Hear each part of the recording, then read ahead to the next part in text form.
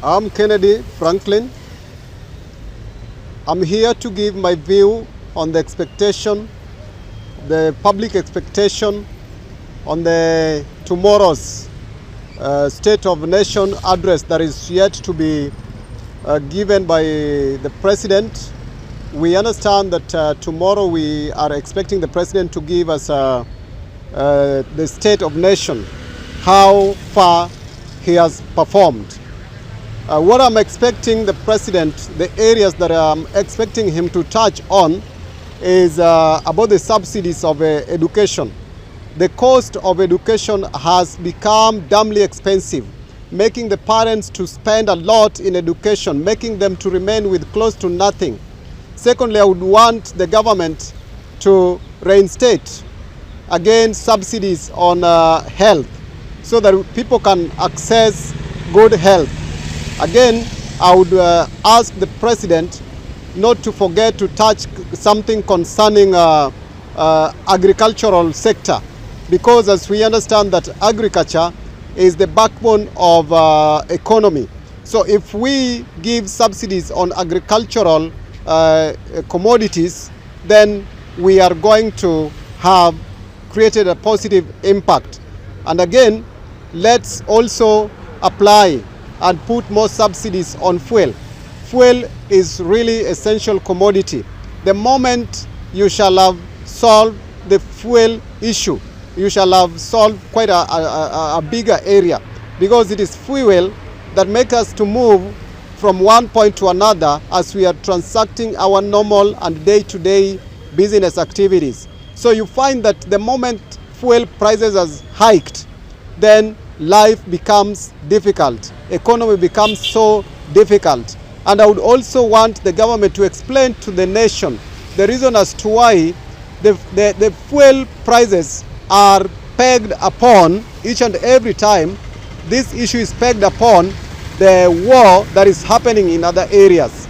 We fail to understand why is it that any time that Russia is in war, Israel is in war, Ukraine is in war, it is only Kenya in East Africa that is affected by increment of fuel.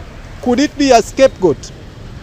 We are asking if the government is using this as a scapegoat to levy high taxes on Kenyans. And I would also want the government to address on the issue of taxation. When you overtax a people, these people are rendered, they are kind of overburdened.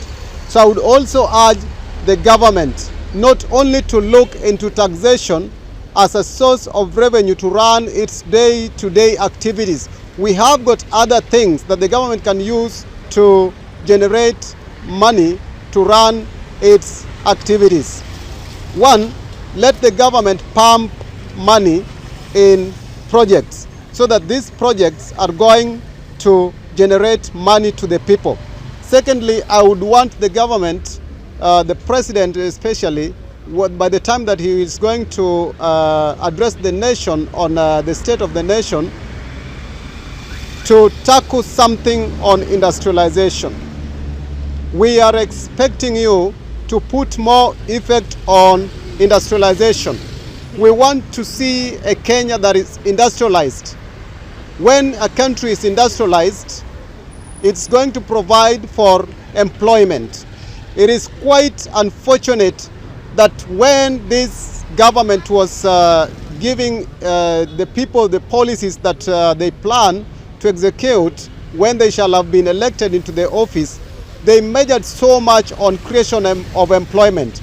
But it is quite ridiculous. It appears a scapegoat that the government is now telling us that we are going to be given online jobs, we are going to be taken to other nations to work there.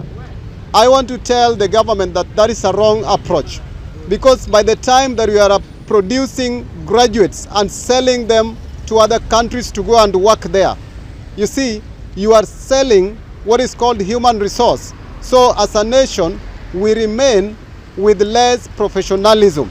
So for a nation to be productive, let's embrace what is called internal employment.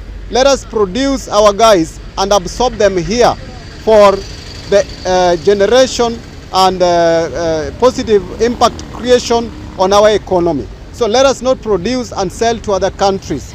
So the government ought to have industrialized Kenya, so that out of industrialization, the youths are going to be employed. And I also expect the president to focus more on empowerment. If employment has failed, let us now focus on empowerment.